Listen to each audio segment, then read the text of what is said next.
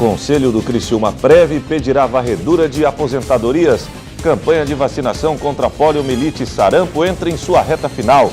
Paralisação do Hospital Regional de Araranguá foi cancelada. Planos de saúde devem ter reajuste de 10% neste ano. Terça-feira, dia de conferirmos as ofertas de empregos disponíveis na região. Vaquinhas virtuais viram alternativas dos partidos para a arrecadação de recursos para campanhas eleitorais. Temperaturas despencam em todo o Brasil. E no esporte, vamos conhecer Iago, o novo lateral esquerdo do Tigre. As notícias de Criciúma e do sul de Santa Catarina você confere a partir de agora. No ar pela TV Primavera, Informe Região.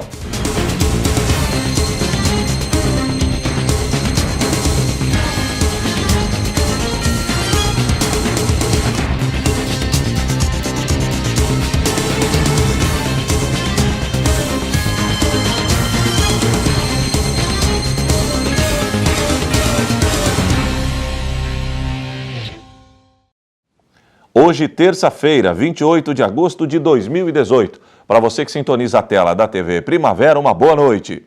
A presidência do Conselho do Criciúma Prev irá pedir uma varredura das aposentadorias do Instituto. Mais uma polêmica envolvendo o sistema previdenciário dos servidores públicos municipais. Uma aposentadoria de mais de R$20 mil, publicada na última semana no Diário Oficial do Município, motivou uma reunião do Conselho Administrativo do Criciúma Prev com o Tribunal de Contas do Estado. A dúvida era sobre a legalidade no processo de aposentadoria. Então, nós acabamos tendo conhecimento quando toda a cidade teve conhecimento, né? A partir do momento que se torna público pela publicação no Diário Oficial do Município. E aí, como percebemos que, em princípio, não haveria uma base legal para sustentar a incorporação da função, que é isso que está sendo questionado, nós resolvemos buscar mais informações e ver se de fato é isso, não tem base legal, alguma atitude tem que ser tomada, né? A suspeita levantada pelo Conselho diz respeito à incorporação de gratificações no valor da aposentadoria. O que chama a atenção no recente caso é a incorporação de uma função gratificada na folha de pagamento da servidora meses antes de sua aposentadoria. O acréscimo aumentou o salário da profissional em quase R$4 mil. Nós fomos conversar, né, para pedir orientação para o Tribunal de Contas. E o que eles nos passaram foi justamente que, não tendo lei municipal que autorize, que regulamente a incorporação de uma função em atividade para que ela seja levada para a aposentadoria, não é possível que essa verba esteja no valor da aposentadoria. Então, nesses casos, né, que nós tivemos em Criciúma aqui nos últimos tempos, que se tornaram públicos, né, não teria como essa verba da função estar nas aposentadorias. Foi isso que nós ouvimos da pessoa que nos recebeu no Tribunal de Contas, em termos de orientação. Com a resposta dada pelo Tribunal de Contas, uma reunião extraordinária do Conselho foi convocada para esta quarta-feira. A orientação que será dada à presidência do Instituto é a de rever as aposentadorias. Na verdade, como eu disse, não é o Conselho que vai colocar isso em prática, né? Mas já foi convocada uma reunião extraordinária para amanhã, quarta-feira, pela manhã. E aí a parte do Conselho é aprovar ou não, claro, é um colegiado, né? Então eu vou colocar em pauta, mas o colegiado que vai ter que aprovar a notificação do presidente do Instituto, e aí ele sim tem essa competência, né, legal para rever as aposentadorias. É possível fazer a revisão quando não se tem base legal para aquele cálculo, né? Então rever o cálculo é possível. E aí a parte do Conselho, então, é fazer essa notificação para que o presidente do Instituto tome as medidas. Segundo a presidente do Conselho, como há o indício de irregularidade, se a diretoria do Instituto não concordar com a revisão das aposentadorias, o Conselho pode levar o caso ao Ministério Público. Recebemos até agora, além dessa, né, que foi para o Diário Oficial e que ali está posto, né, então... Mas nós só temos informações assim em off, né, por enquanto informais, de que haveria mais outros casos, 2 ou 3 casos. É o que nos foi passado por enquanto. Mas a ideia é que a gente possa aprovar uma revisão de tudo que tenha sido dado sem base legal, né? Porque se tu vais fazer a revisão para um caso, tu tens que fazer a mesma revisão para todos os casos que estejam nas mesmas condições. Então a proposta é essa. Patrícia lembra ainda que o Conselho do Criciúma Prev não faz parte da presidência do Instituto, mas acompanha as ações de forma ampla, auxiliando no andamento das atividades. O Conselho é formado por servidores que são indicados para fazerem esse papel de acompanhamento da parte administrativa do Instituto. Nós temos um Conselho Administrativo e um Conselho Fiscal, e nos reunimos uma vez por mês para tratar de questões mais amplas, né? O Conselho não administra o Instituto, não revisa aposentadorias, não concede, mas acompanha de maneira mais ampla aquilo que é feito no Instituto de Previdência. Entrou na reta final a campanha de vacinação contra poliomielite e sarampo em todo o Brasil. Em Criciúma, a expectativa é de que o número-alvo de imunizados seja alcançado. Dos 12 municípios da região carbonífera, 5 já atingiram a faixa dos 95% de crianças imunizadas na campanha nacional de vacinação contra a poliomielite e o sarampo. Esta foi a meta estabelecida pelo Ministério da Saúde aos municípios. Cocal do Sul, Lauro Miller, Siderópolis, Treviso e Balneário Rincão ultrapassaram esse percentual. Em Criciúma, maior município da região, 84,29% do público-alvo foi imunizado, conforme o último relatório divulgado. Na região, a expectativa é vacinar até o dia 31, data de encerramento da campanha, mais de 20 mil crianças. Segundo dados da Gerência Regional de Saúde, aproximadamente 17 mil já estão vacinadas. E além dos municípios que atingiram a meta, outros 4 estão bem próximos e já ultrapassaram 90% do índice. São os municípios de Orleans, Forquilinha, Uruçanga e Nova Veneza. Conforme o gerente regional de saúde, Fernando De Faveri, a gerência e as secretarias de saúde estão trabalhando para identificar quem ainda não foi vacinado e mobilizar os pais. Todas as crianças com idade entre 1 ano e menores de 5 anos devem receber as doses, independente da situação vacinal. A meta do governo federal é vacinar pelo menos 95% das 11,2 milhões de crianças na faixa etária estabelecida e criar uma barreira sanitária de proteção da população. A paralisação do Hospital Regional de Araranguá, programada para hoje, foi cancelada. Acompanhe. Os funcionários do Hospital Regional de Araranguá se reuniram na manhã desta terça-feira em assembleia e resolveram adiar a greve. De acordo com o diretor do Sindicato dos Trabalhadores em Estabelecimentos de Saúde de Criciúma e Região, o Sindisaúde, Kleber Cândido, a direção do hospital ofereceu uma proposição. Com isso, estabeleceu uma mesa de negociação com a categoria. Segundo ele, se até o dia 10 de setembro não haver um consenso entre os envolvidos, no dia 11, os funcionários entrarão em greve. A categoria reivindica reajuste salarial de 5%, ajuste que, segundo o sindicato, não é feito desde 2016. Além disso, eles pleiteiam um aumento no Vale Alimentação de R$ 100 para R$ 170, contratação de novos técnicos de enfermagem e a proibição da terceirização dos serviços existentes. O acordo coletivo é previsto para 1 ano, mesclando o contrato atual e as novas reivindicações. Os planos de saúde devem ter reajuste de 10% nesse ano, de acordo com a Agência Nacional de Saúde Suplementar, a ANS. Por outro lado, as aposentadorias do INSS deverão ter aumento de 2,7%, o menor aumento desde o início do Plano Real há 24 anos.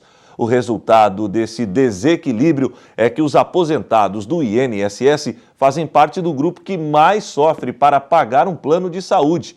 No momento da vida em que mais precisam, muitos acabam sendo obrigados a abandonar o plano. Seu Osmani já está aposentado pelo INSS há muito tempo. A aposentadoria não é suficiente para as despesas dele e da esposa. Agora, só essa aposentadoria é o suficiente para o senhor viver? Não, nem para viver, nem para um plano de saúde, e muito menos pela minha idade. Não há condição. O senhor tem que fazer como? Não, é que eu trabalho até hoje. Tenho um escritório, tenho um escritório de contabilidade e continuo ativo. Estou saindo do escritório e vou indo para casa agora. Dona Cândida vive a mesma situação. A aposentada tem 2 empregos para completar a renda. E uma das maiores dificuldades é justamente pagar o plano de saúde. É muito difícil para nós aposentados, porque o nosso salário todo ano sofre uma defasagem. E para conseguir um aumento pequeno, nós temos que entrar com uma revisão no Estado. A Agência Nacional Nacional de Saúde Suplementar, a ANS, liberou um reajuste de 10% para os planos de saúde individuais nesse ano. Por outro lado, o aumento máximo dos aposentados do INSS em 2018 será de 2,07%, o menor desde o início do Plano Real, em 1994. E o resultado dessa conta tem sido totalmente desfavorável aos idosos. Alguns, para continuar com o plano, têm que abrir mão da qualidade de vida, cortar gastos. E outros, pior ainda, têm que desistir do plano na fase da vida que mais precisam dele. Há um amparo no Estatuto do Idoso. No Estatuto do Idoso há um amparo para que ele tenha um plano de saúde aumentado de acordo com o aumento da sua aposentadoria. Portanto, entre com uma ação contra o plano de saúde para que você possa conseguir pagar o plano de saúde. Até porque o Estado é obrigado a dar a saúde à sociedade, mas o Estado não fornece a saúde a contento de atender a demanda, portanto a sociedade tem que recorrer ao plano de saúde. Eu ganho R$900 por mês, como é que eu vou pagar plano de saúde? Esse homem é um exemplo desse problema. Ele não tem plano de saúde. Diz que o dinheiro que ganha da aposentadoria é insuficiente. E para piorar a situação, a saúde já não ajuda mais. Olha, eu fiquei 30 anos sem médico, nunca tive nada. Agora dei uma baqueada aí, não consigo nem andar. E não tenho nada, ninguém sabe que eu tenho. Sem plano de saúde fica difícil para tratar. Não tem como. Você paga para mim a mensalidade? Boa. A seguir, vaquinhas virtuais viram alternativa para partidos arrecadarem recursos para a campanha eleitoral.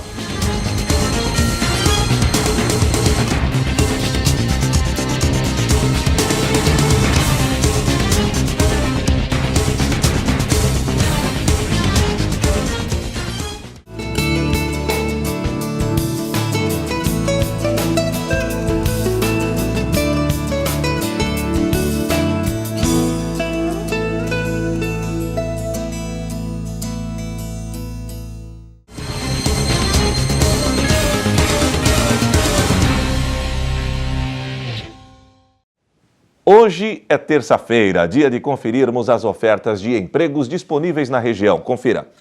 Almoxarife, vendedor externo, projetista desenho produção, atendente, técnico industrial, atendente de lanchonete, auxiliar de faturamento, secretária comercial, professor de inglês para crianças, empregada doméstica, gerente, churrasqueiro, assistente SAC, assistente de designer de superfície, graduação administrativa, estagiário pedagogia, técnico em patologia, técnico em enfermagem, farmacêutico, administrativo financeiro, web designer, promotora de inícios, operador de máquinas de aviamentos, costureira, embalador à mão, técnico de segurança no trabalho, auxiliar de cozinha, frentista, auxiliar de topografia.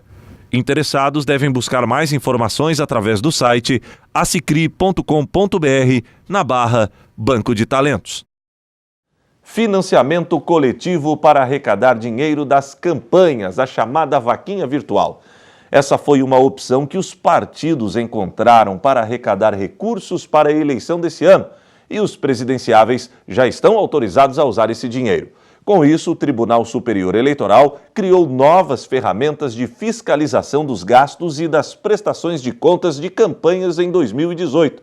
Afinal, os candidatos já declararam 87 milhões de reais de despesas, principalmente com publicidade, só no início da eleição. Na primeira semana após o início oficial das campanhas, candidatos declararam à Justiça Eleitoral gastos de aproximadamente 87 milhões de reais, principalmente com publicidade. Apesar das redes sociais serem a bola da vez como forma de convencer o eleitorado e reduzir custos, a tradição falou mais alto. A impressão de santinhos, adesivos e panfletos consumiu mais recursos até agora. 10 milhões em 9 dias. Já o impulsionamento de conteúdo na internet, permitido pela primeira vez em eleições, teve gastos de R$ 381 mil. Ainda assim, as vaquinhas virtuais, dinheiro arrecadado por financiamento coletivo via internet, ajudaram muitos candidatos esse ano. É o caso do presidenciável João Amoedo, do Partido Novo. Ele é o que mais arrecadou recurso por meio das vaquinhas virtuais. Já estão disponíveis em sua conta de campanha R$ 308 mil. Já Ciro Gomes, do PDT, recolheu R$ 53,6 mil. E João Goulart Filho, do PPL, R$ 1.800.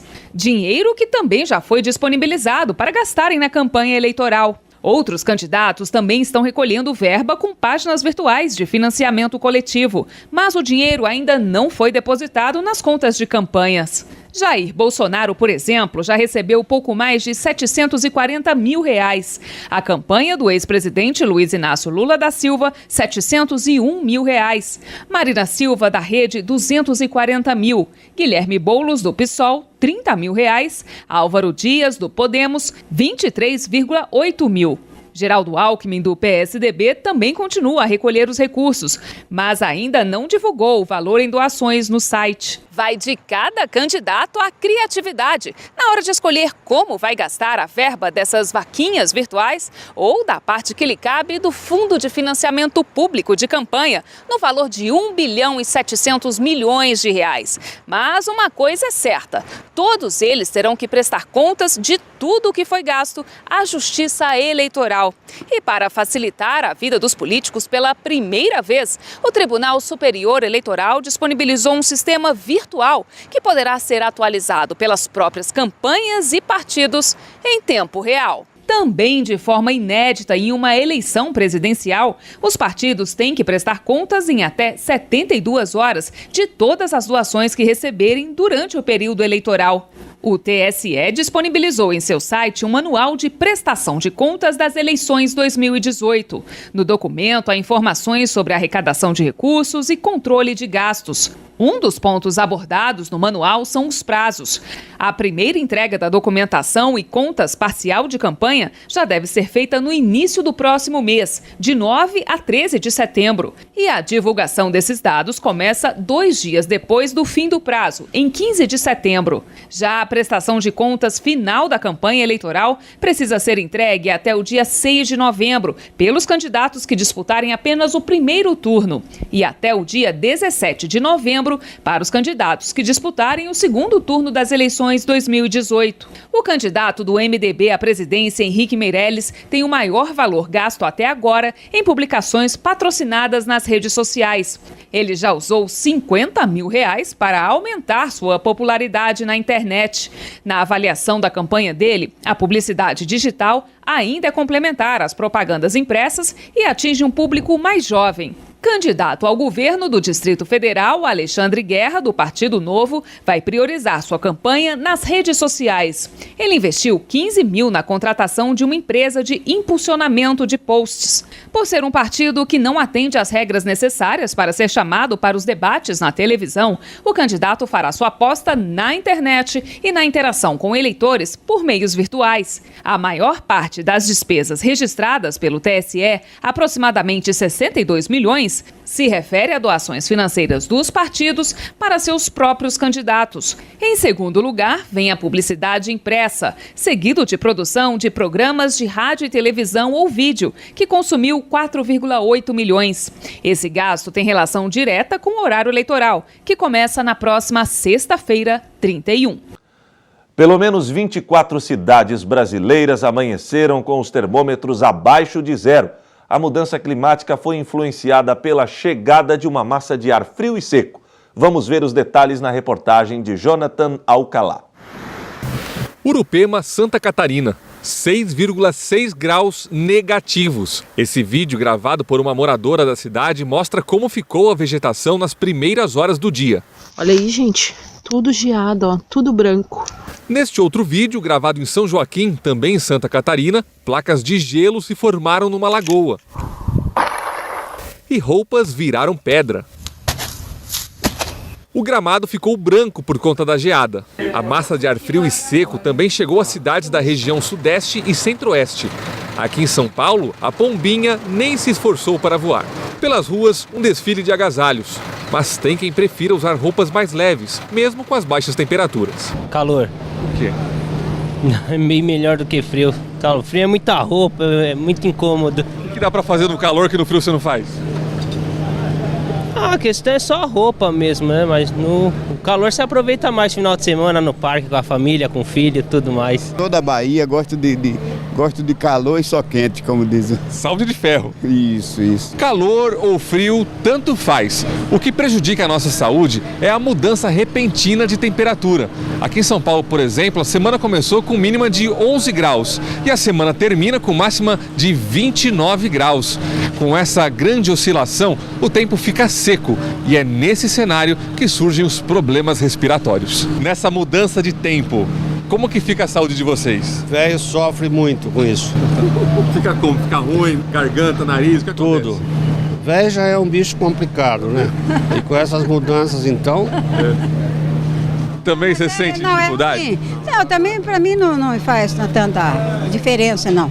Mas é sacrificado. Quem tem problema de pulmão, de coração também. Então é difícil, né? Você sente alguma coisa, uma mudança no teu corpo? Sinto. O que, por exemplo? É indisposição, né? Indisposição quando tem essa mudança. Tempo seco? Pior ainda, né? Respiração, pulmão. Quando o tempo está muito seco? Fico gripada também. Incomoda o nariz, sim, garganta seca. E a tendência para os próximos dias? A gente deve ter mais uma variação grande de temperatura assim? Teremos sim, haja saúde, né? Porque a partir de amanhã essa massa de ar polar ela já tende a se afastar, aí o vento muda de direção, o sol vai voltar a aparecer por aqui, só que não cedo, amanhã de manhã cedo vai estar frio ainda e o céu vai estar nublado. Mas a partir do meio da manhã é que o sol reaparece e a temperatura entra em elevação. Então amanhã à tarde nós já vamos sentir uma boa diferença em relação a hoje. E conforme nós vamos avançando na semana, a temperatura vai subindo mais. Então na sexta-feira, por exemplo, nós teremos temperatura à tarde aqui já perto dos 30 graus. Segundo a meteorologista Fabiana, apesar de estarmos no inverno, a primavera já está chegando. Quem prefere o frio deve aproveitar ao máximo os últimos dias desse inverno. Quem não gosta de frio já pode começar a ficar fazendo uma festinha, porque vai começar a fazer mais calor daqui para frente. Já pode comemorar sim, viu? Eu sou uma dessas pessoas que vai comemorar. Sim, vai fazer bastante diferença no restante da semana. Vai dar para usar roupas leves, melhorar bastante. A seguir, você vai conhecer o Iago, novo lateral esquerdo do Criciúma.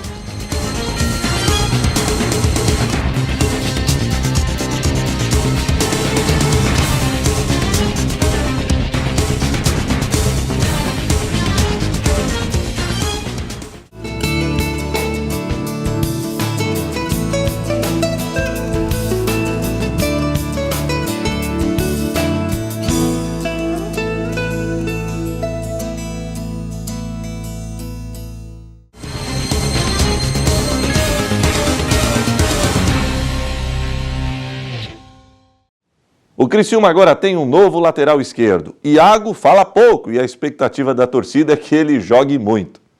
Ele veio do futebol russo e agora tem a missão de ajudar Mazola Júnior e seus comandados a tirar o Tigre do sufoco. Então, estou muito feliz com a oportunidade. Todo mundo me recebeu muito bem. Diretoria, treinador e jogadores. Estou trabalhando firme. Quando eu tiver a minha oportunidade, eu fazer um bom jogo e ajudar a equipe. O jogador que já assinou o contrato espera o ok da CBF para entrar em campo. Para o jogo desta noite contra o Guarani, Iago poderá ficar à disposição do Criciúma. Claro, estou sempre preparado. Se precisar de mim, eu vou ajudar o Criciúma. O jogador de 23 anos fez a base em 2 gigantes do futebol nacional e agora busca no Tigre a consolidação no mundo do futebol. Sim, eu comecei nas categorias de base Fluminense, aí passei pelo Grêmio, subi profissional no Grêmio, fui emprestado para o Figueirense, fiquei um ano lá. Fui para a Rússia, segunda divisão, agora estou aqui no Criciúma. Mas a fase do Carvoeiro não é boa, mas não assusta Iago não. Afinal, cara feia é para quem está com fome. Não, eu tem acompanhado os jogos, a gente está se esforçando, daqui a pouco tudo vai mudar. O atleta ainda falou sobre suas características que poderão ajudar o técnico Mazzola a fazer o tricolor novamente um vencedor. Então, eu sou um jogador mais ofensivo, mas eu vou fazer de tudo para ajudar o Criciúma. E não tem essa de fora de forma. Iago está prontinho para jogar o tempo que o técnico desejar. Aguento, já estou pronto. Se ele precisar de mim, os 90, 30, 40, eu vou ajudar o Criciúma. Ciente das dificuldades, Iago quer logo vencer a primeira com a camisa do Criciúma. Ninguém fica feliz em perder, né? Mas o grupo está trabalhando e daqui a pouco a gente vai ver essa situação. E hoje vamos falar de política no Sala de Entrevistas. Uma candidata ao Senado Federal nos visitou e falou sobre muitos temas polêmicos. Ela é uma das políticas mais conhecidas do Estado. De volta ao cenário estadual, Idely Salvati tenta agora voltar ao Senado Federal. Polêmica, uma das lideranças mais ativas do PT, falou sobre impeachment e muitos outros assuntos. O problema do impeachment não é fazer parte da democracia ou não fazer parte da democracia. Mas qual foi a diferença de A diferença é crime de responsabilidade. E crime de responsabilidade está tipificado. E pedalada fiscal não é crime de responsabilidade. Até porque, se fosse, isso teria caçado todos os presidentes anteriores e posteriores. Porque o Temer também já fez pedalada fiscal nesse pouco tempinho que ele está desgovernando o Brasil, entende? Então, o que houve, e que isso ficou explícito, foi uma conjugação de forças políticas que se aliaram junto à imprensa brasileira, que é predominantemente dominada por poucas famílias e é quase um oligopólio, ou seja, né, você tem 2, 3 redes que dominam desde o rádio, a TV aberta, jornal, revista, né, fazendo com que a opinião que eles publicam seja a opinião dominante. E uma TV como essa, por exemplo, né, que é uma TV que eu tenho o entendimento de ser uma TV aberta, não consegue concorrer com o poderio econômico de uma Globo e etc. e tal, certo? Então eles têm um domínio econômico para manter uma determinada opinião. Então, se juntou as forças políticas com a Rede Globo e companhia, né, com parte do judiciário, que aí já está cada vez mais comprovado, que agiram em consonância e se relacionando diretamente com o Departamento de Estado dos Estados Unidos, porque a Operação Lava Jato já está comprovada que teve orientação, participação e, inclusive, lógicas de utilização de investigações e de equipamentos que vieram diretamente, estão diretamente ligadas aos interesses econômicos dos Estados Unidos. O Sala de Entrevistas vai ao ar logo mais às 7h30 da noite, logo após o Informe Região. Você confere o Sala de Entrevistas através dos canais 12 no analógico e 12.1 no digital via sistema de TV aberta. Assinantes da NET TV a cabo acompanham o Sala através do canal 13, os da GVT, canal 12.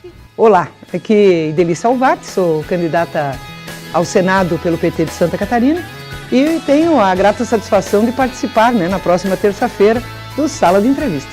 Convido a todos.